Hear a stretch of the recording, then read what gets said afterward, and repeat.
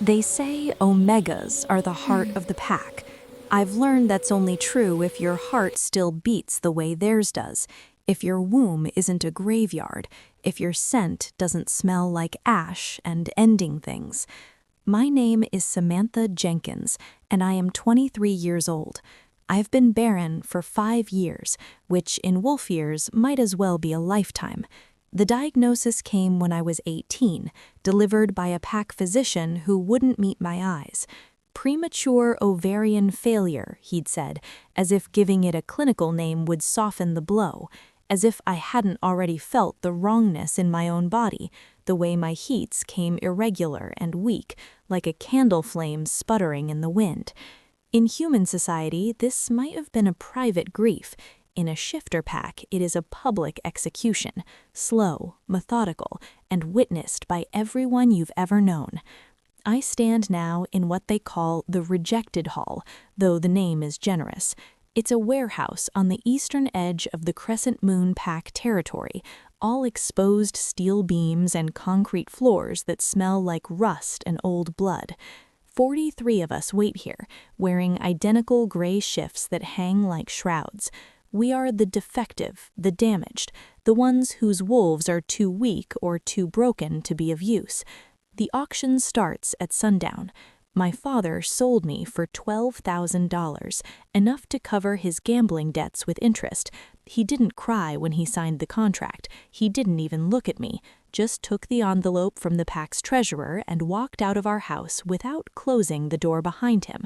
The draft blew in, carrying the scent of pine needles and snow, and I remember thinking how strange it was that nature kept being beautiful, even when your life was ending. That was 3 days ago. Now I'm lot number 37, standing between a woman whose wolf went feral after her mate's death and a man whose spine was shattered in a challenge fight he never should have accepted. We don't speak to each other. There's no point. We're currency now, not people. The auctioneer is a beta named Ged, with breath that reeks of cheap whiskey and cheaper cigarettes. He's explaining the rules to the buyers who've begun to filter in, their footsteps echoing against the concrete. Most are alphas, though I spot a few wealthy betas looking for household labor. They examine us the way you'd examine livestock, checking teeth, testing grip strength, sniffing for signs of disease or deception. Lot 37, Ged calls, and my stomach clenches. I step onto the platform. The lights are harsh here, industrial fluorescents that make everyone look corpse pale. I keep my eyes on the back wall, on a water stain that looks vaguely like a wolf's head. I've learned not to make eye contact with buyers. It only encourages them. 23 years old, Omega designation, Crescent Moon Pack lineage. Barren, no significant scarring, compliant temperament. Starting bid, $5,000. The number is an insult.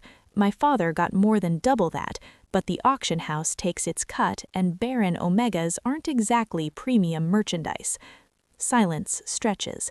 I count my heartbeats. 1, 2, 3. 5,000. A woman this time, sharp and impatient. 6,000. A man this time, sharp and impatient. 7. The bidding continues, climbing slowly.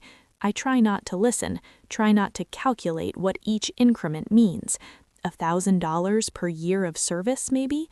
Or per pound of flesh? The mathematics of worthlessness has never been my strong suit. 20,000. The voice cuts through the room like a blade through silk. The air changes. I feel it before I see him.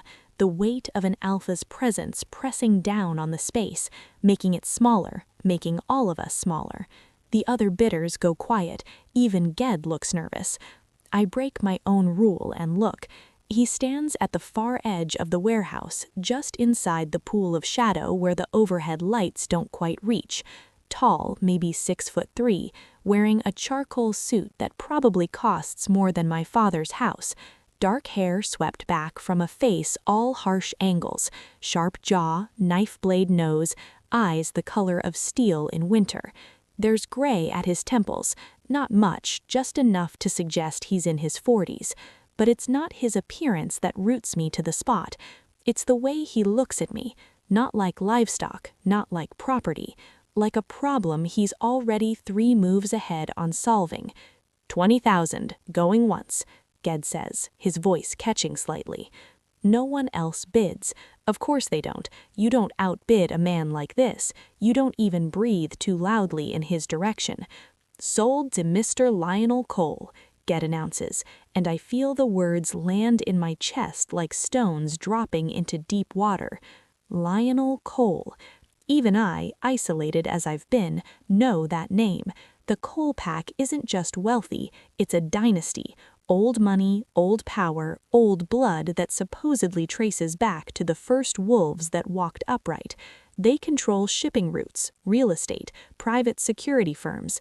Rumor says they have senators in their pocket and CEOs on speed dial. And Lionel Cole is the Alpha Prime, the Archer-pack, the man who built an empire on the bones of anyone foolish enough to challenge him. He's also, according to pack gossip, cold as a winter grave and twice as unforgiving. I watch him approach to payment desk, moving with the fluid economy of a predator who's never had to rush. He signs the contract without reading it, hands over a black credit card, and receives a manila folder in return, my file, I assume, complete with medical records and genealogy and a list of my failures. Then he turns and looks at me again, and this time there's something in his expression I can't name. Not quite satisfaction, not quite curiosity. "Come," he says, not a request, a command. I step down from the platform, my bare feet silent on the cold concrete. The gray shift catches on my hip and I have to pull it free. Up close he smells like cedar and smoke and something darker, like ink, like the paper money's printed on, like the leather of expensive car interiors. "Do you know who I am?" His voice is low, controlled, each word measured and weighed. "Yes, sir." The honorific comes automatically. You don't call an Alpha Prime by his first name, not unless you're tired of having a throat. Good, that will save time. He glances at Ged, who's watching us with barely concealed interest. Have her belongings sent to the Cole estate. We're leaving now. She doesn't have any belongings, Ged says. Came in just with the clothes on her back. Something flickers across Lionel's face, too quick to read, gone before I can name it. I see. He gestures towards the exit. I follow because what else can I do? The other lots watch us go, their eyes hollow with envy or relief or nothing at all. The warehouse doors groan open, and then we're outside, and the night air hits me like a fist. The parking lot is nearly empty. Lionel leads me to a black Mercedes with windows tinted dark enough to be illegal. He opens the rear door, and I slide inside, the leather seats cold against my thighs. He takes the driver's seat, which surprises me. I expected a chauffeur. Men like him usually have people for tasks like driving. We pull out of the lot, and the rejected hall disappears behind us. For a long time, neither of us speaks. The dashboard glows a soft blue, and the radio is off, so the only sound is the whisper of tires on asphalt and the low thrum of the engine. We leave the industrial district, merge onto a highway, then exit into a part of the city I've never seen, where the buildings are older, made of stone instead of concrete, where trees line the streets and the streetlights are wrought iron instead of aluminum. "You're wondering why I bought you," Lionel says finally. I don't answer. It seems safer not to. Most buyers want omegas for breeding or household labor. You're Barren, so that eliminates the first option. You're also listed as compliant, which generally means broken. He glances at me in the rearview mirror. Are you broken, Samantha? The use of my name startles me. I didn't think he'd bothered to learn it. I don't know, sir. An honest answer. He sounds almost amused. That's rarer than you'd think. We turn onto a private road and the city falls away completely. Now there are only trees, oak and maple and pine, their branches skeletal against the night sky. The road curves, climbs, and then we're passing through iron gates that open automatically, closing behind us with a muted clang. The Cole estate unfolds like something out of a Gothic fever dream. The main house is stone, 3 stories tall, with turrets and leaded glass windows that catch the moonlight. The grounds sprawl in every direction: manicured lawns, hedge mazes, a fountain with statues of wolves caught mid-howl. There are lights in some of the windows, warm and golden, but they only make the dark parts darker. Lionel arcs in front of the main entrance. A man in a black suit materializes from the shadows, Beta judging by his scent, and opens my door. I step out, and the cold hits me again. It's October, and this far north, autumn doesn't bother with subtlety. The air tastes like frost and dead leaves. "This is Ged," Lionel says, and I realize he's talking about the Beta, not the auctioneer. He manages the household staff. If you need anything, ask him. Ged nods at me, his expression carefully neutral. "Ma'am." "She'll need clothes, a full wardrobe. Have it ready by tomorrow evening." "Of course, sir." "And have Dr. Chen examine her. I want a complete medical workup." My stomach tightens. I've been examined enough for one lifetime, poked and prodded and told what's wrong with me in sterile medical terms. But I don't protest. Protest is for people who have choices. Lionel starts toward the house, and I follow.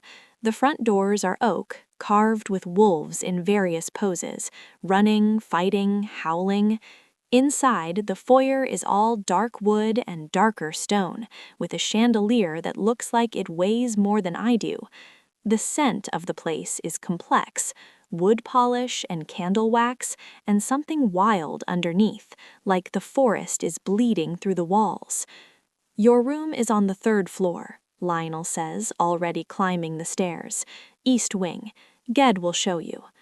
"Aren't you—" I stop myself, but he's already looking at me, one eyebrow raised. "Aren't you what?" "Nothing, sir." He studies me for a moment, and I have the unsettling sense that he's seeing something I don't know is there. "You were going to ask why I'm not explaining your duties, what you'll be expected to do here." I nod, barely. "Because your duties begin tomorrow. Tonight you rest." He resumes climbing, his footsteps echoing in the vast space. "You've had a difficult week, Samantha. I'm not a kind man, but I'm not needlessly cruel. Get some sleep." He disappears down a hallway, leaving me with Ged, who gestures for me to follow him up the stairs. The 3rd floor is quieter than the 1st, the ceilings lower, more intimate. Ged leads me down a corridor lined with closed doors, then stops at one near the end. "This is yours," he says, opening it. The room is not what I expected. It's large, yes, with a 4-porter bed and a fireplace and windows that overlook the grounds, but it's also simple. No ostentatious wealth, no gilded excess, just clean lines and soft colors, cream walls, pale blue bedding, a rug that looks hand-woven. There's a bathroom attached, all white marble and brushed nickel fixtures. On the bed, someone has laid out a nightgown, plain cotton, nothing fancy, but clean and new. "Breakfast is at 7, Ged says. "Someone will come to fetch you." "Thank you." He leaves, closing the door behind him. I stand there for a moment, listening to the silence. It's so complete, it's almost frightening. I've never had silence like this. In my father's house, the walls were thin, and you could always hear something: TV, arguments, the neighbor's dog barking. Here, there's nothing. I walk to the window and look out. The grounds stretch into darkness, and beyond them I can see the forest, a solid wall of black. Somewhere in that darkness, wolves are running. I can feel them, the way you can feel a storm coming, a pressure in the air that has no name. I change into the nightgown, wash my face in the bathroom, and climb into bed. The sheets smell like lavender, and the mattress is softer than anything I've ever slept on. I lie there, staring at the ceiling, and try to understand what's happened. A man I don't know has bought me for $20,000. A man who rules an empire, who could buy and sell entire packs without noticing the dent in his bank account. He didn't buy me for breeding. He didn't buy me for sex. He hasn't even touched me. So what does Lionel Cole want with a Barren Omega who's worth less than the car he drives? I don't have an answer. But as I drift towards sleep, I can't shake the feeling that I'm not here by accident, that there's a plan, a pattern, something I'm not seeing yet, and that scares me more than anything else. I wake to sunlight and the sound of birdsong, which is disorienting enough that for a moment I think I'm dead. Then I remember the auction, the drive, the stone house that looks like it was built to withstand sieges. I sit up and the nightgown tangles around my legs. The room looks different in daylight, more lived in. Someone has started a fire in the fireplace while I slept, and the warmth has chased the chill from the air. On the dresser, there's a tray with tea and toast, steam still rising from the cup. The clock on the wall says 6:47, 13 minutes until breakfast. I eat quickly, scalding my tongue on the tea, and use the bathroom. There's a closet with clothes now, simple things, jeans and sweaters and a few dresses. I choose jeans and a gray sweater, pull my hair back into a ponytail, and feel almost human. At 7 exactly, there's a knock at the door. "Come in," I call. A woman enters, older, maybe 60, with silver hair pulled into a tight bun and eyes that catalog everything in a single glance. Beta, I think, though her scent is muted, hard to read. "I'm Helen. I run the kitchen. Mr. Cole has asked that you join him for breakfast." "All right." She leads me back down the stairs, through corridors I don't remember from last night, until we reach a dining room that's somehow both grand and intimate. The table could seat 20, but there are only 2 place settings, one at each end. Lionel sits at the far end, reading a newspaper, an actual paper newspaper, not a tablet, and drinking coffee. He looks for business, navy suit, white shirt, no tie yet. He looks up when I enter, and something in his expression shifts, though I couldn't say what. "Sit," he says, gesturing to the place setting opposite him. I sit.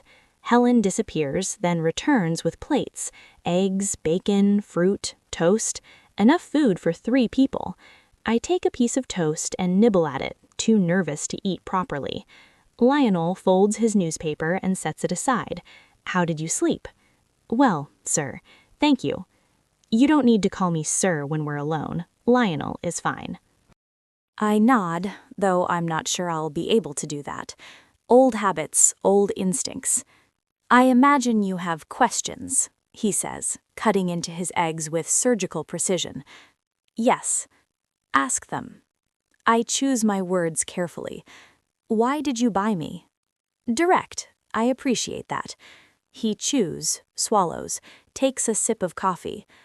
"I bought you because I need someone who has nothing to lose, someone who won't be distracted by ambition or loyalty or the politics of pack life." I don't understand. "You will." He sets down his fork. "Tell me, Samantha, what do you know about my son?" The question catches me off guard. "Your son?" "Correct.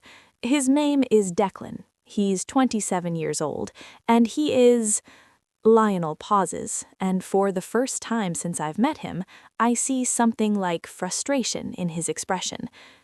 "Difficult." I wait. He's clearly going somewhere with this. "Declan was supposed to inherit the Cole pack," Lionel continues. "I spent his entire childhood preparing him for it. The best schools, the best trainers, every advantage money and power could provide. And he excelled. Top of his class at Wharton, youngest VP in the company's history. He has a strategic mind like a steel trap, and a wolf that could tear through stone. But," I prompt, because there's clearly a but. "But 3 years ago he walked away from all of it. refused his inheritance, refused his position in the company, moved to a cabin on the edge of pack territory, and hasn't spoken to me since. I don't know what to say to that. Refusing an alpha inheritance is unheard of. It's like refusing to breathe. The pack is in chaos, Lionel says. Without a clear air, there are factions forming, challenges waiting to happen. I've managed to hold things together through sheer force of will, but I'm not immortal. Eventually, this empire will need someone to run it.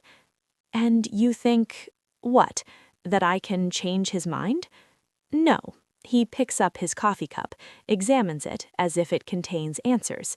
I think you can remind him what it means to care about something other than his own pain. The words land like a blow. I'm not a therapist. No, you're a Barren Omega who's been discarded by her own pack. You understand rejection. You understand what it means to be unwanted. He looks at me then, and his eyes are cold and clear, and utterly without mercy. That makes you uniquely qualified to reach someone who's decided he doesn't want to be reached. I should be angry. I should tell him to go to hell, that I'm not a tool to be used in his family drama.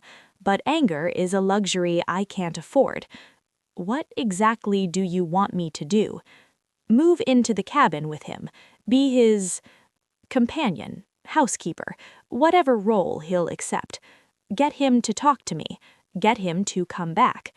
And if I can't, then you'll have tried, and that will be the end of it. He sets down his cup. I'm offering you a deal, Samantha. Do this for me, truly try for 6 months, and at the end, if you want to leave, I'll release you from the contract.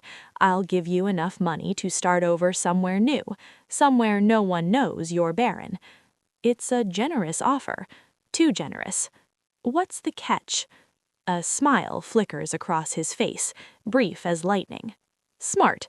The catch is that if you fail, if you give up before the 6 months are over, you stay here as household staff for the remainder of the contract term, 5 years.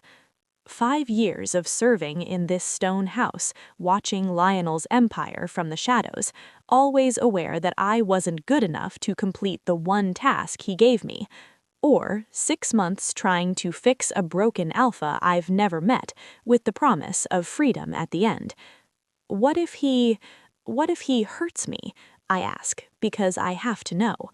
He won't. He says it with absolute certainty. Declan is many things, but he's not violent, not to those weaker than him. Then why hasn't anyone else tried this? Why hasn't his mother? His mother is dead. The words are sharp, final. She died when he was 16. And as for why no one else has tried, he pauses. Because everyone else has something to gain. They want his favor, his position, his wealth. You don't want any of that. You just want to survive. He's right, of course. That's all I've ever wanted. I'll do it, I hear myself say.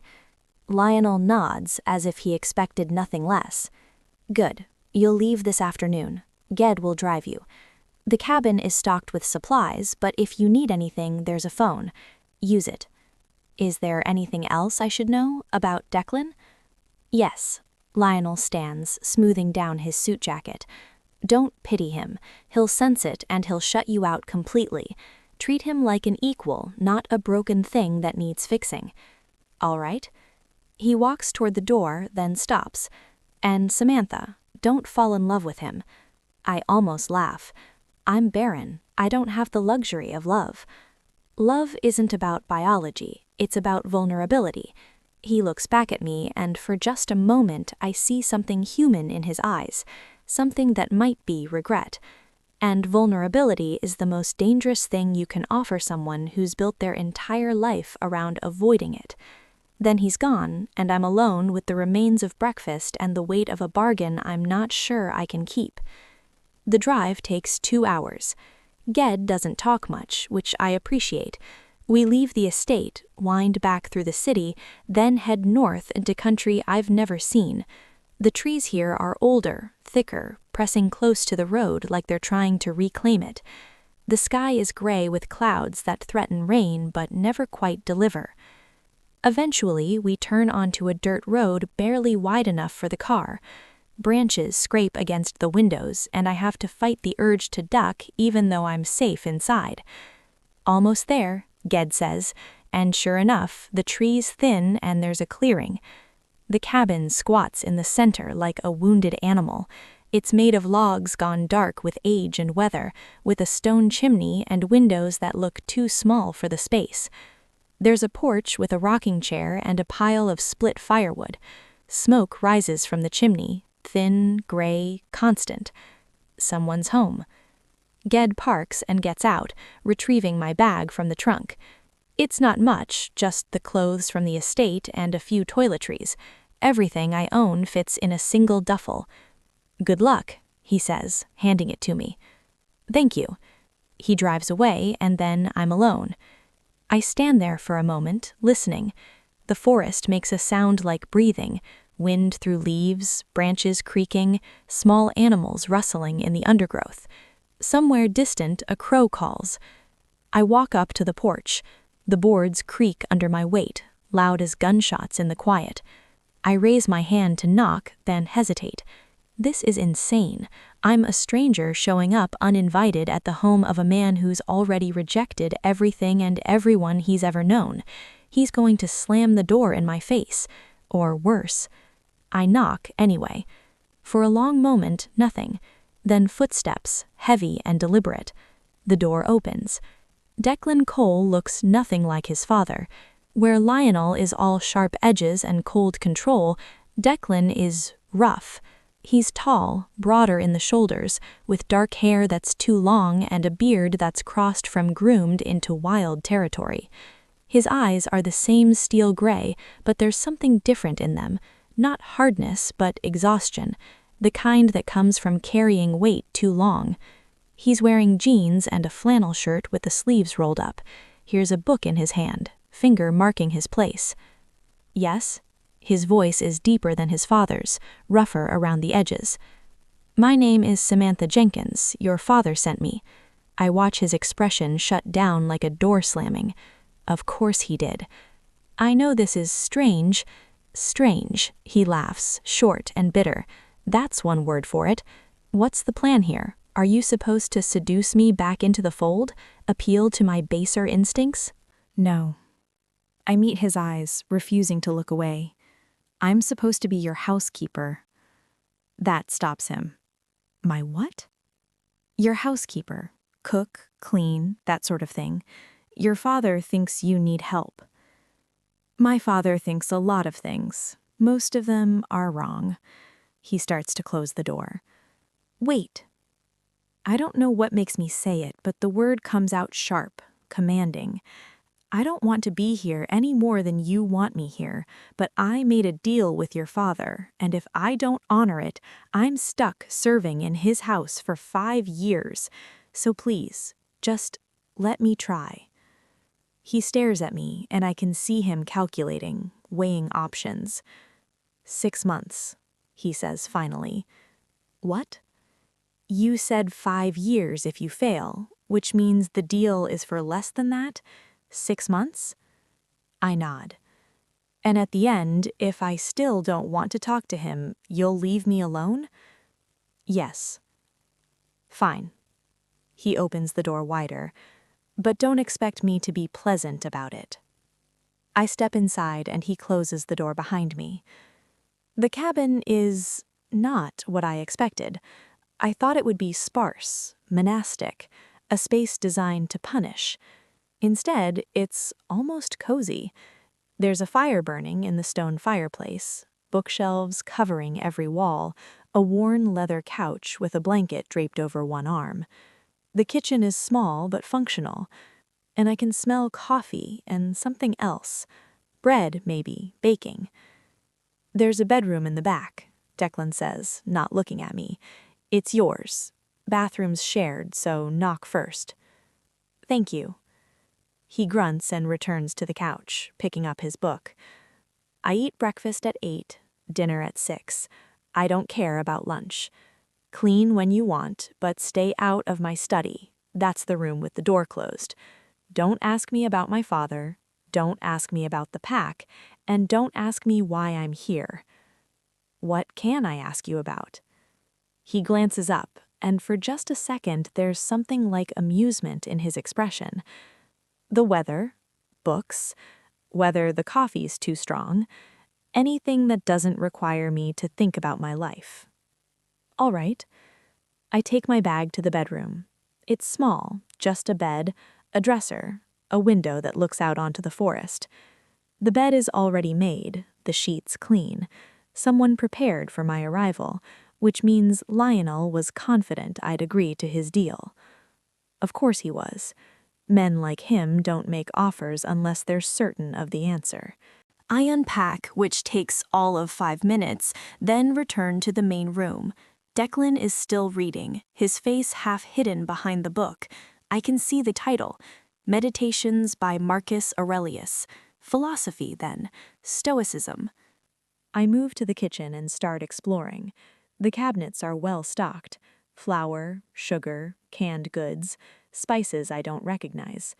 There's a sourdough starter on the counter, actively bubbling, which explains the bread smell. In the fridge, I find eggs, butter, vegetables, a package of venison wrapped in butcher paper. You hunt? I ask. Sometimes. He doesn't look up. I start making dinner, even though it's only 4.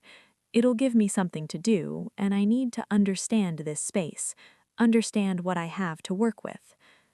I make venison stew, simple, hearty, the kind of food that sticks to your ribs. I chop vegetables, brown the meat, let it all simmer together with herbs I find growing in pots on the windowsill. The cabin fills with the smell of cooking, and gradually, almost imperceptibly, Declan's shoulders relax. At 6, I set the table, 2 bowls, 2 spoons, a loaf of bread I sliced from the one cooling on the counter. Dinner, I say. He sets down his book and comes to the table. We eat in silence, and I try not to watch him too obviously. He eats like someone who's forgotten how to enjoy food, mechanically, efficiently, without pleasure. It's good, he says finally. Thank you. More silence. I can hear the fire crackling, the wind outside picking up. Why are you barren? The question is blunt, tactless, but there's no cruelty in it, just curiosity. I could lie. I could tell him it's none of his business. Instead, I say, premature ovarian failure, diagnosed at 18. They don't know why. Does it hurt? Not physically, but it's like there's a space inside me where something should be, and it's just empty, and everyone can see it. Every alpha who looks at me knows I'm worthless. You're not worthless. The words are so quiet I almost miss them. Your father paid $20,000 for me. That's more than some used cars. My father doesn't do anything without a reason. If he sent you here, it's because he thinks you can fix me, which means he sees something in you beyond biology. Or he's desperate. That too. He stands, takes his bowl to the sink. I'll clean up. You've done enough for today. I want to argue, but I'm tired. Bone tired, in a way that has nothing to do with physical exertion. Thank you. Don't thank me. I'm not being kind. I just don't like owing people. I go to my room, close the door, and sit on the edge of the bed. Through the thin walls, I can hear water running, dishes clinking, Declan moving with the quiet competence of someone who's lived alone for a long time. I think about Lionel's warning, don't fall in love with him. It seems absurd. I've known Declan for less than 4 hours, and most of that time he's barely looked at me. But I understand the warning now, I think. Because Declan Cole isn't broken in the way I expected. He's not violent or cruel or lost. He's just so profoundly tired that he's given up on wanting anything at all. And that, I realize, might be the hardest kind of broken to fix. The first week passes in a rhythm that feels almost normal. I wake at dawn, make coffee, start breakfast. Declan emerges from his room at 8 exactly, eats in silence, then disappears into his study for hours. I clean, though the cabin hardly needs it. I chop wood, though there's already enough for a month. I cook elaborate meals that Declan eats without comment. We are two people living in the same space, orbiting each other like planets that never quite align. On the 8th day, I decide to push. It's raining, the kind of cold, persistent rain that turns the world gray and makes the cabin feel like the only warm place in the universe. Declan is on the couch, reading again. A different book this time, The Denial of Death by Ernest Becker. Cheerful. I sit in the chair across from him, a cup of tea warming my hands. Tell me about your mother. He looks up, and I can see the refusal forming on his lips. Your father said she died when you were 16. That must have been hard. It was. He closes the book, but keeps his finger in place, like he's planning to return to it any second. Cancer. Aggressive. She was gone 6 months after diagnosis. I'm sorry. Everyone's sorry. His voice is flat. Sorry doesn't change anything. No, but it's what we say because there's no other language for that kind of loss. He studies me for a moment, and I have the sense of being weighed on some internal scale. You lost someone too. It's not a question, but I answer anyway. My mother. I was 12. Heart attack. 1 minute she was making dinner, the next she was on the floor and nothing we did mattered. And your father? Alive. Barely functional. He spent the next 11 years gambling away everything she'd saved, then sold me to pay his debts. Christ, Declan runs his hair through his head. I'm sorry. Everyone's sorry, I echo, and he has the grace to almost smile. Touché. We sit in the silence that follows, and it's different from the silences before, more comfortable. Less like we're avoiding each other and more like we're just coexisting. Why did you walk away? I asked, because we're already past the safe topics, and I might as well keep going. From the pack? From everything. He sets the book aside fully now, leans back, looks at the ceiling.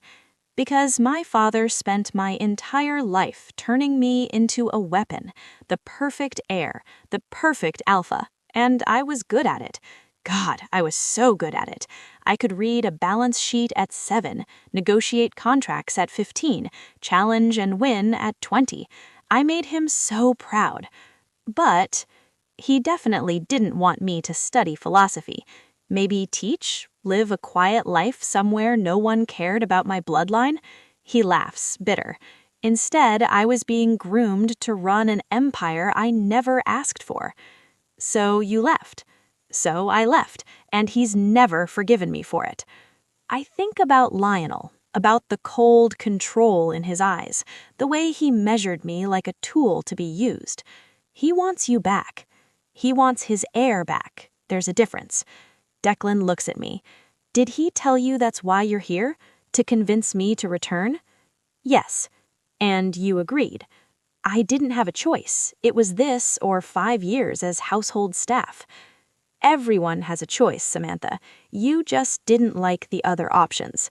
He's right, and it stings. What would you have done? In your position? He considers. Probably the same thing. Survival trumps pride. Every time. We lapse into silence again, and I watch the fire while he returns to his book. Outside, the rain continues its steady percussion against the roof, and somewhere in the forest, a wolf howls, lonely and distant. Can I ask you something? Declan says after a while. Of course. Do you hate being barren?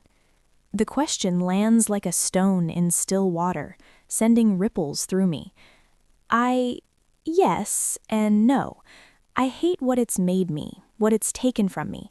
But I don't know who I'd be if I wasn't barren, if that makes sense. It does. He closes his book again. I feel the same way about my bloodline. I hate what it's cost me, but without it, I'd be a completely different person. Maybe a better one, maybe worse. You don't strike me as worse.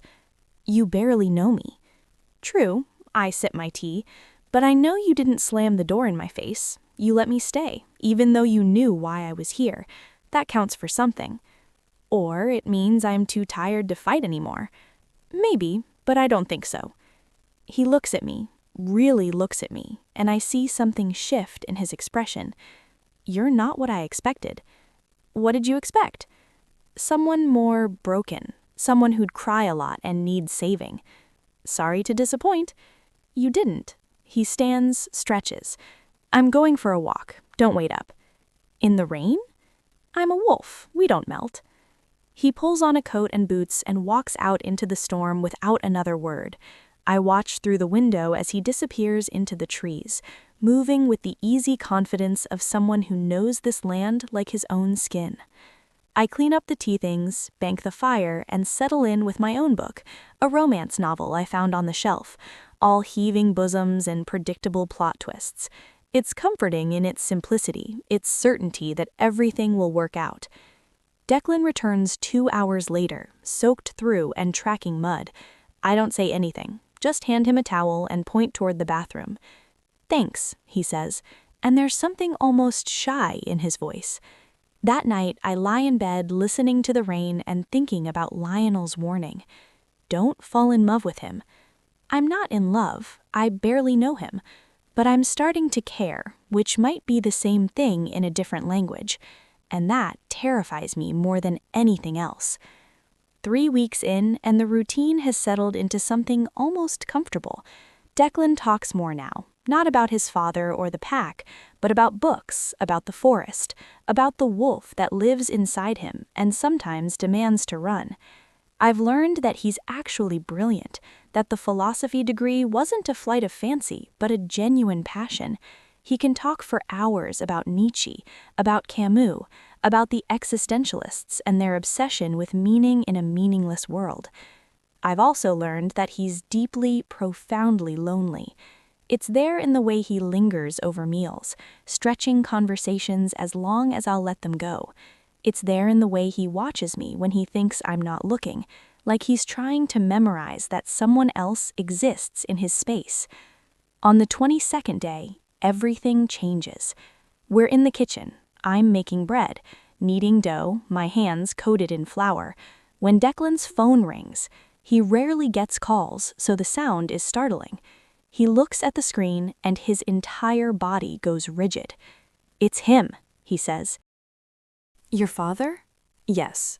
He doesn't move to answer, just stares at the phone like it might bite him. You don't have to answer. I know. But he does anyway, lifting the phone to his ear. What do you want? I can't hear Lionel's voice, but I can see Declan's reaction, the way his jaw tightens, the way his free hand curls into a fist. No, Declan says. Absolutely not. Pause. I don't care what you've arranged. I'm not coming. Longer pause, and then Declan's voice drops to something dangerous. Don't you dare threaten her. My stomach drops. Fine, Declan says finally, each word bitten off. I'll be there, but this is the last time. He hangs up and throws the phone against the wall. It shatters, pieces skittering across the floor. Declan? He wants me to attend a pack meeting, he says, voice shaking, next week. Says if I don't, he'll terminate your contract early and send you back to the auction house. The words hit me like a physical blow. He can't do that. He's Lionel Cole. He can do whatever he wants. Then don't go. I'll take my chances. No. Declan turns to face me and his eyes are blazing. You won't. I've seen what happens to Omegas who get auctioned twice. They don't come back from that. And you've seen this how? Because my father's company owns 3 auction houses, I know exactly how the system works. I turn back to the dough, kneading harder now, my hands moving automatically. So go to the meeting. It's just one night. It's never just one night with him. He'll want more. He always wants more. Then tell him no, and let you suffer for it? I'm already suffering. The words come out louder than I intended. I'm barren, Declan. I was sold by my own father. I'm living in a cabin in the middle of nowhere with a man I barely know, trying to complete an impossible task. My life is suffering. One more indignity won't break me. He stares at me, and something in his expression cracks. It matters to me. The admission hangs between us, fragile and dangerous. Why? I ask quietly. Because you're the first person in 3 years who's treated me like a human being instead of a problem to solve or a trophy to win. He moves closer and I can smell him, pine and rain and something wild. Because you make bread at 5 in the morning and leave it on the counter for me to find. Because you don't pity me even though you have every reason to. Because he stops like he said too much. Because what? Because I'm starting to care about you, he says, and I don't know what to do with that. My hands are still coated in flour.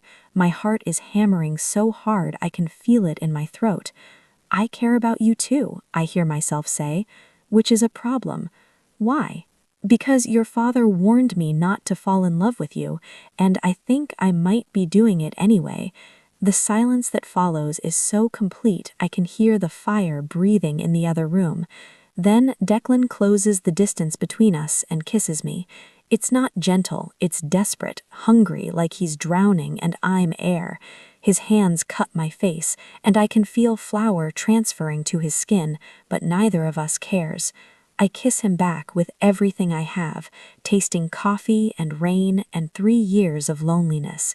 When we finally break apart, we're both breathing hard. This is a terrible idea, I say. The worst. Your father will be furious. I don't care. He rests his forehead against mine. I'm so tired of caring what he thinks. Then don't go to the meeting. I have to. If I don't, he'll hurt you. Then I'll go with you. He pulls back, looks at me like I've lost my mind. Samantha, you don't understand what these meetings are like. It's alphas posturing, dominance games, political maneuvering. They'll tear you apart. Let them try. I step back, wiping my hands on my apron. I've survived worse. Have you? I think about the auction house, the way Ged called me Lot 37, the way my father took his envelope and walked away. Yes, I say, I have. Declan studies me for a long moment, then nods slowly. All right, we go together, but if it gets bad, you leave, no arguments. Deal. We clean up the broken phone, finish the bread in silence, but something has shifted between us and we both feel it. We're not orbiting anymore, we're colliding, and I have no idea if we'll survive the impact. The PAC meeting is held in a building on the edge of Cole territory, a converted warehouse that's been dressed up to look civilized, but can't quite hide its brutal origins. Declan drives us in an old truck that rattles and coughs. He's wearing a suit, but it fits wrong, like he's borrowed someone else's skin. I'm in a simple black dress from the estate wardrobe, nothing fancy, but Declan said it was enough. Remember, he says as we pull into the parking lot, stay close to me. Don't make eye contact with anyone unless I tell you to, and if my father tries to separate us, refuse. All right. The parking lot is full of expensive cars, Mercedes, BMWs, a Maserati that probably costs more than my father's house. Declan's truck looks pathetic by comparison, but he doesn't seem to care. We walk to the entrance together.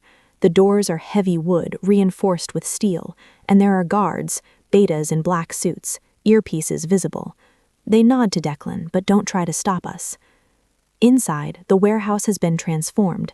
The concrete floors are covered with thick rugs, the walls hung with tapestries depicting wolves in various stages of glory. There's a raised platform at the far end, with a table and chairs, the equivalent of a throne, I realize, the Alpha's seat. The room is full of wolves.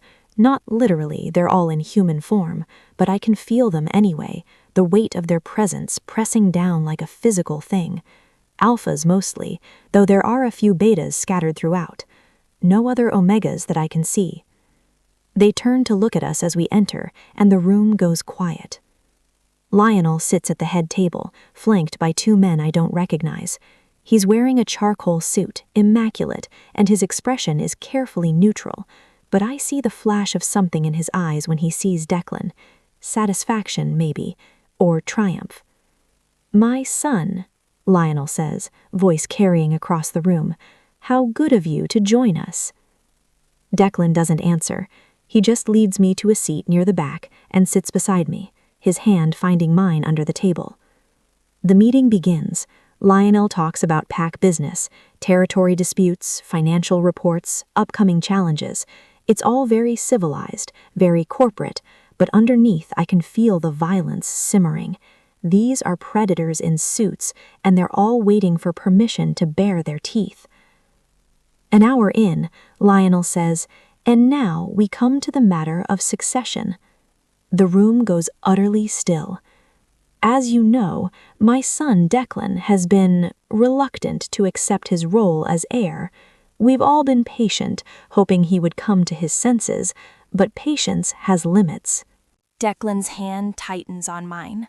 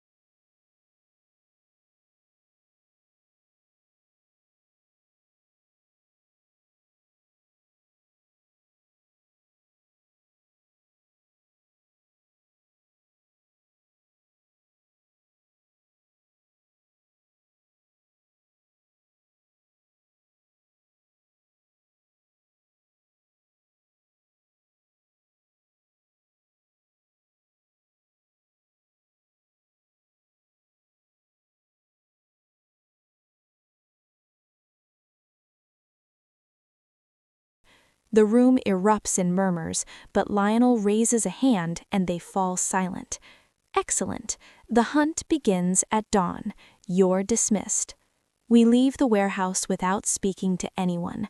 Declan's jaw is clenched so tight I'm afraid he'll crack teeth. We get in the truck and he drives too fast back toward the cabin, tires squealing on the curves. "He manipulated you," I say, finally. "I know. You don't have to do this." "Yes, I do." He glances at me. We leave at first light.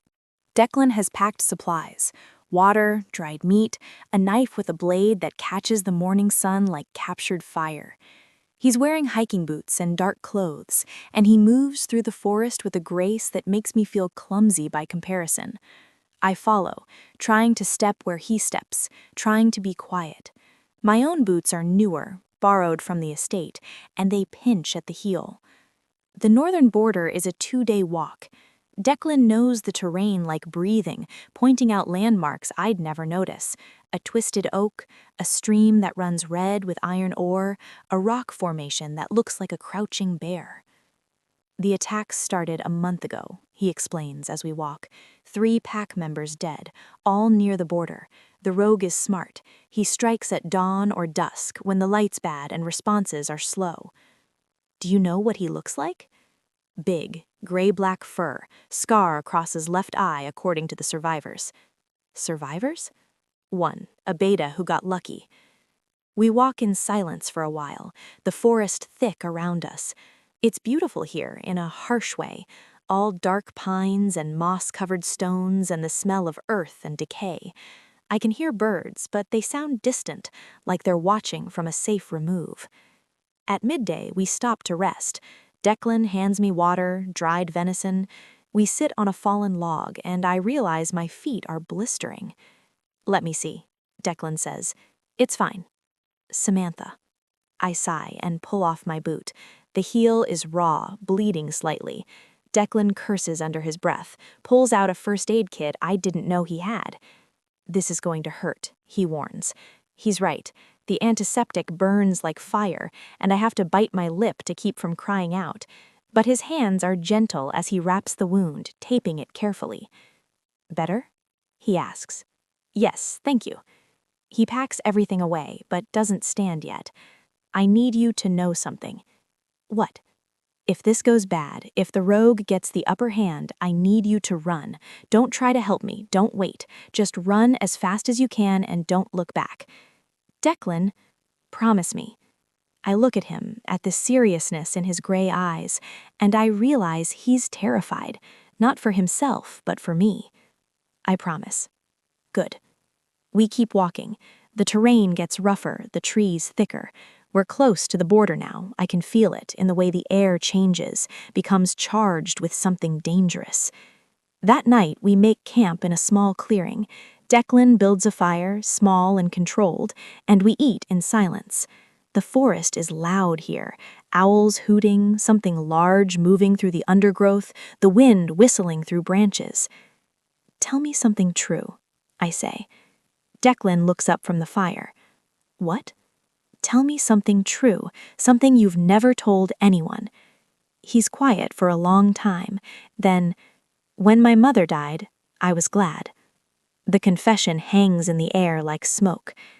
Not because I didn't love her, he continues quickly, but because she was in so much pain and it was finally over. And then I hated myself for being glad, spent years trying to atone for that moment of relief. That's not evil, Declan. That's human. Is it? Yes. I move closer to him until our shoulders touch. We all have ugly thoughts. They don't make us monsters. Sometimes I'm not so sure. We sit like that for a while, watching the fire die down to embers. Then Declan says, "Your turn. Tell me something true." I think about it. There are so many truths I could offer about my father, about the auction, about the years I spent hating my own body. Instead, I say, I'm glad I'm here, with you, even though it's terrifying and probably going to end badly. I'm glad. He turns to look at me, and in the firelight, his eyes are soft. So am I. We sleep close to the fire, wrapped in blankets, and I fall asleep listening to his breathing and the sounds of the forest. I wake to Declan shaking my shoulder, his hand over my mouth. "Don't make a sound," he whispers. I nod, and he removes his hand. The fire is dead, just cold ash now. The sky is gray with pre-dawn light. And then I smell it. Blood and rot and something wild. The rogue. Declan gestures for me to stay down. He draws his knife, moving with slow, deliberate care toward the edge of our camp. I can't see anything in the gloom, but I can hear it. Something large circling, sniffing, hunting. Then I see the eyes, yellow-green, reflecting what little light there is.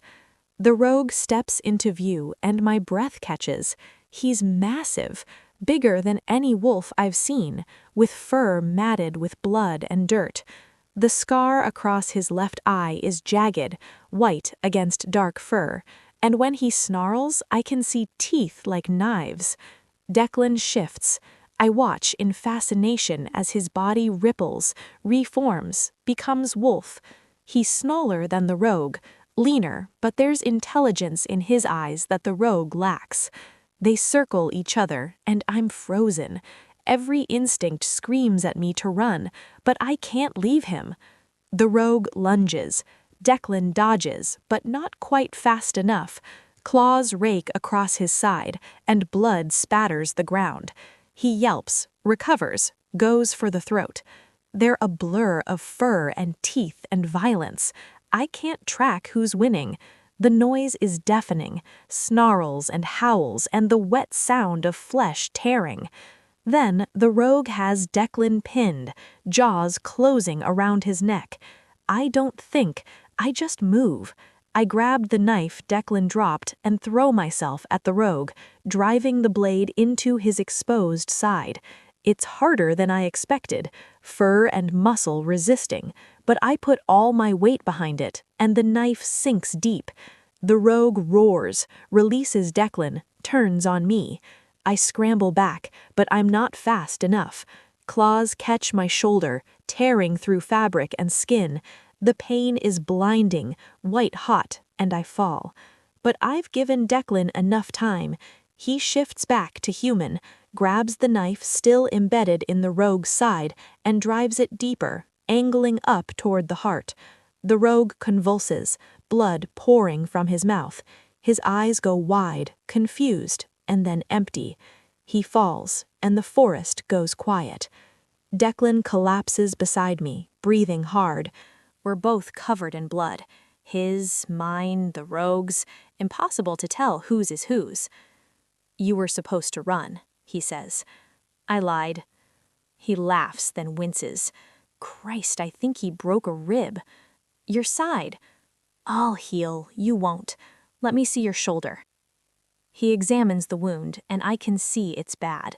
3 deep gashes, already swelling. I'm going to need stitches, antibiotics, probably a tetanus shot. "We need to get you to a doctor," Declan says. "After we finish this. Samantha, your father wants the rogue's head, so let's give it to him." Declan stares at me like I've lost my mind. Maybe I have. But I didn't survive the auction, didn't survive 3 weeks in this cabin, didn't survive a fight with a feral alpha just to give up now. "All right," Declan says, "but we do this quickly." He uses the knife to separate the rogue's head from his body. It's grisly work, and I have to look away. When he's done, he wraps it in a tarp from our supplies. "Can you walk?" he asks. "Yes."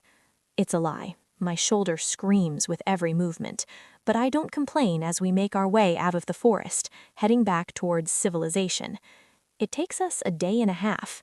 Declan has to help me for most of it, his arm around my waist, bearing my weight. We don't talk much. We're too tired, too hurt. But as we walk, I realize something. I'm not afraid anymore. Not of Lionel, not of the pack, not of what comes next. Because I survived. We both did. And that has to count for something. We arrive at the Cole estate at sunset, both of us barely able to stand. Lionel is waiting on the steps, flanked by guards. His expression is unreadable as Declan drops the tarp at his feet. "You're rogue," Declan says. Lionel nudges the tarp with his foot, and the head rolls slightly, revealing the scarred face. "Well done. Now honor your agreement. Release Samantha from her contract." "Of course." Lionel gestures to Ged, who's appeared from somewhere. "Take Miss Jenkins to Dr. Chen. See that she's treated." "I'm not going anywhere," I say. Both men turn to look at me. "Samantha," Declan says carefully, "you need medical attention." "I'll get it, after." I face Lionel, ignoring the way my vision swims. "You manipulated your son. You used me as bait, and you put both our lives at risk for a political game. I want to know why." Lionel's expression doesn't change. "Because I needed to know if he was strong enough." "Strong enough for what?" to lead, to protect, to make the hard choices that come with power. He looks at Declan. You walked away 3 years ago because you thought you weren't suited for this life, that you were too soft, too weak. I needed to prove to you, and to the pack, that you were wrong. By nearly getting us killed? Declan's voice is shaking. By showing you what you're capable of when something matters. Lionel's gaze shifts to me. You killed the rogue, not Declan. A Barren Omega with no combat training and every reason to run. And you didn't. Do you know why? I don't answer. Because you had something to protect, someone to protect. That's what makes a leader, Declan. Not strength, not ruthlessness, the will to fight for those who cannot fight for themselves. The words settle over us like snow. You could have just told me that, Declan says quietly. Would you have believed me? Silence. Lionel nods, as if that proves his point. The pack is yours, if you want it. I'll announce my retirement tomorrow. And if I refuse? Then you walk away with Miss Jenkins, free and clear. No conditions, no obligations. I'll find another heir. Declan looks at me. What do you think? I think, I say carefully, that this is your decision, not mine, not his. But you have an opinion. I do. Tell me. I take a breath, wincing as my shoulder protests. I think running away didn't make you happy. I think you've been in pain for 3 years, and you're still in pain now. So maybe the answer isn't running. Maybe it's changing what this empire means, what it stands for. I don't know if I can do that. Then learn. You have time, and you don't have to do it alone. Declan is quiet for a long moment. Then he turns to his father. I'll take the pack, on one condition. Name it. Samantha stays, as my partner, my equal, and you treat her with the respect she's earned. Lionel's eyes flicker with something, surprise maybe, or approval. Agreed. And one more thing, Declan adds. No more games, no more manipulation. If you have something to say to me, you say it directly, or I walk. Fair enough. Declan extends his hand, and after a moment, Lionel takes it. The handshake is brief, formal, but it seals something between them. Then my legs give out, and everything goes black. I wake in a hospital bed at the estate, which apparently has its own medical wing. Dr. Mercier is a severe-looking woman in her 50s who doesn't mince words. 37 stitches, she tells me, tetanus shot, antibiotics, and you're lucky the claws didn't hit anything vital. You'll scar, but you'll live. How long was I out? 2 days. The blood loss was significant, and your body needed time to heal. Declan is sitting in the chair beside my bed, looking like he hasn't slept the entire time. When he sees I'm awake, relief floods his face. Hi, he says. Hi. Dr. Mercier leaves us alone, muttering something about stubborn patience. You scared me, Declan says. Sorry. Don't apologize, just don't do it again. No promises. He laughs, then winces. My ribs still hurt. Good, it'll remind you not to fight rogue alphas alone. We sit in comfortable silence for a while. Through the window I can see the grounds, green and vast and peaceful. My father wants to see you, Declan says, in his study when you're feeling up to it. Why? He didn't say, but he asked specifically for you to come alone. Something in his tone makes me nervous. Should I be worried? I don't think so, but with him, who knows?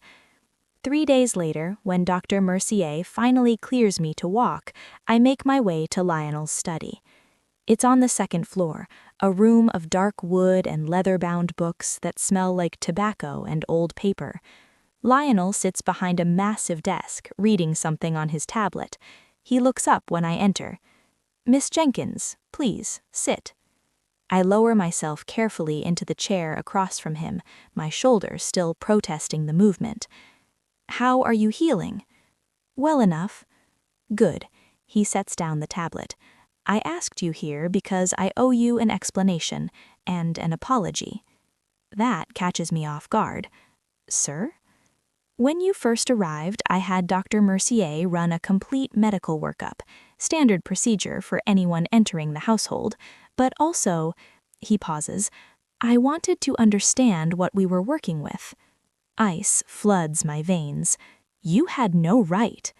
I know, and I'm not defending the invasion of privacy, but I think you'll want to hear what we found. He pulls out a manila folder, slides it across the desk. Your original diagnosis was incomplete. I stare at the folder like it might bite me. What? You're not completely barren, Samantha. Your ovarian reserve is extremely low, premature diminished ovarian reserve, technically, but you do have viable eggs. Not many, perhaps, a dozen at most, but they're there. The world tilts. I grip the edge of the desk. The doctor said, the doctor who examined you at 18 likely ran a basic hormone panel and saw the elevated FSH levels. It's an easy diagnosis to make, and in pack dynamics, low fertility and barren are often treated as the same thing, but they're not. He taps the folder. You're 23. If you wanted to, we could harvest and freeze those eggs now while they're still viable. It would give you options. Later, when you're ready, if you're ever ready, you could use them. I can't breathe, can't think. Why are you telling me this? Because you deserve to know the truth about your own body. Because choices matter, and you can't make real choices without real information. His expression softens slightly. And because regardless of what Declan decides about the pack, you've earned the right to decide your own future. This is me giving you that option. I can't afford. It's already covered. Consider it payment for services rendered. You killed a rogue alpha and saved my son's life. That's worth more than a medical procedure. I look down at the folder, my hands shaking. Inside are test results, charts, numbers that mean nothing to me, but apparently mean everything. I don't know what to say. You don't have to say anything. Just think about it. Talk to Declan, talk to Dr. Mercier, and if you decide you want to proceed, we'll make it happen. He stands, signaling the conversation is over. One more thing, Samantha. Yes? Thank you for giving him something to fight for. Even if he chooses to walk away, he's different now, stronger. That's your doing. I leave the study in a daze, clutching the folder to my chest. Declan finds me in the garden an hour later, sitting on a bench and staring at nothing. Hey, he says softly, sitting beside me. You okay? Your father told me I'm not barren, not completely. He goes still. What? I explained what Lionel said, show him the folder. Declan reads through it slowly, his expression unreadable. This changes things, he says finally. Does it? Doesn't it? He looks at me. You've spent 5 years thinking you couldn't have children, and now? And now I maybe can, someday, if I want to. I take the folder back. But it doesn't change who I am, Declan. I'm still the same person I was yesterday. I know, I want you to have choices, real ones. I already do. I choose you. Eggs or no eggs, pack or no pack. That hasn't changed. He takes my hand, threads his fingers through mine. I've been thinking about what my father said, about the difference between running and walking away. And I think I've been running, from responsibility, from pain, from the possibility that I might actually be good at this. He looks out at the garden. What if I stayed, not because he forced me to, but because I chose it, because I could actually change things? You'd really do that? With you beside me? Yes. He turns to face me fully. But only if you want this too. I won't ask you to be part of something you hate. I think about the pact meeting, the alphas sizing me up, the weight of expectations. I think about the cabin, the quiet, the safety of obscurity. And then I think about the rogue, about standing my ground, about learning that I'm stronger than I ever believed. I want to try, I say. I want to see what we can build together. Yeah? Yeah. We kiss each other, soft and careful, mindful of our injuries. When we break apart, we're both smiling. So what happens now? I ask. Now we heal, we plan, and then we change the effing world. 18 months later, I stand in front of the full-length mirror in our bedroom, not mine, not his, ours, and I barely recognize myself. The scar on my shoulder has faded to a thin silver line. My hair is longer, pulled back in an intricate braid that one of the household staff taught me. I'm wearing a dress the color of deep water, tailored to fit perfectly. Tonight is the annual pack gathering, and for the first time, I'll be standing beside Declan, not as his housekeeper or his Omega, but as his partner, his equal, his Luna. "You look terrified," Declan says from the doorway. I am terrified. He crosses the room, adjusts my necklace, a simple silver chain with a wolf pendant he gave me on our bonding ceremony 6 months ago. "You fought a rogue alpha with a kitchen knife. You can handle a few posturing alphas." That's different. The rogue was trying to kill me.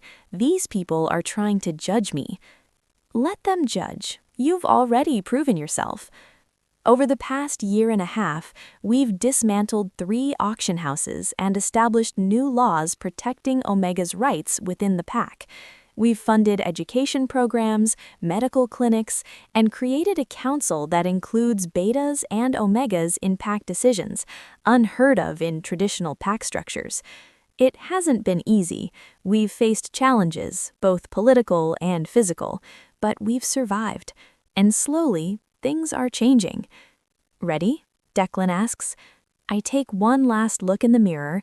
The woman staring back isn't the scared girl from Lot 37. She's someone who fought for her place here, who earned her scars and her seat at the table. Ready. The gathering is held in the main hall, transformed with candles and flowers and long tables laden with food. Pack members mill about, alphas, betas, omegas, all mixing in ways that would have been impossible 2 years ago. Lionel stands near the fireplace talking with some of the elder alphas. He's stepped back from day-to-day operations but still commands respect. When he sees us enter, he nods, a small gesture of acknowledgement that means more than words. We make our rounds, greeting pack members, settling disputes, listening to concerns. It's exhausting work, but Declan handles it with a grace I'm still learning. Later, when the formal portion ends and people begin to relax, drink, laugh, Declan pulls me aside. "There's someone I want you to meet." He leads me to a quiet corner where a young woman stands alone, looking uncomfortable in the crowd. She's maybe 19, with dark hair and eyes that dart nervously. "Samantha, this is Melissa. She was just brought in from the Riverside pack." My stomach tightens. Brought in usually means sold or traded. "Hi," I say gently. "Hi," her voice is barely a whisper. "Melissa's situation is complicated," Declan says carefully. "Her pack wanted to auction her. We intervened and offered her sanctuary here instead." "Why did they want to auction you?" I asked, though I can guess. "I can't shift." Melissa looks at the floor. "My wolf never came. They said I was defective." The word lands like a stone in water, sending ripples through my chest. I crouch down slightly, catching her eye. "You're not defective, you're different, and different can be powerful if you let it." "How would you know?" I smile.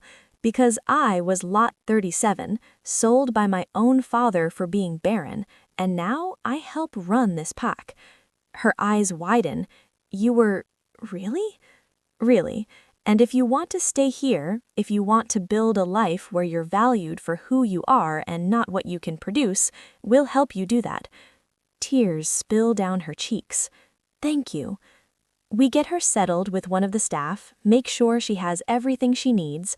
As we walk away, Declan says, "There are going to be more like her. Word is spreading about what we're doing here." Good. Let it spread. It's going to get harder. Other packs won't like us disrupting their systems. Let them not like it. We're not backing down. He grins. There's the fierce Omega who stabbed a rogue alpha. She's still here, just better dressed. We dance later, swaying to music played by a local band. The hall is warm with bodies and laughter, and for a moment I let myself feel the weight of what we've built. I saw Dr. Mercier last week, I say quietly, my head on Declan's shoulder. Yeah? I'd decided to do it, the egg harvesting. He pulls back slightly to look at me. You're sure? I'm sure. Not because I definitely want children someday, but because I want the choice. I want to know the option is there if I ever decide it's right. When? Next month. It's a simple procedure, and she says my eggs are still viable. We'll freeze them, and then we'll see. Maybe in 5 years, maybe never, but they'll be there. I love you, he says. I love you too. We keep dancing, and around us the pack celebrates. Wolves who found new purpose, new hope, new ways of being. This isn't the empire Lionel built. It's something different, messier, more inclusive, still finding its shape. But it's ours. Later that night, back in our room, I stand at the window looking out at the grounds. Declan wraps his arms around me from behind, careful of my shoulder, even though it's long healed. Do you ever regret it, staying? I think about the auction house, the gray shift, lot number 37, about my father's envelope and the door he didn't close. I think about the cabin, the hunt, the moment I drove a knife into a rogue alpha's side.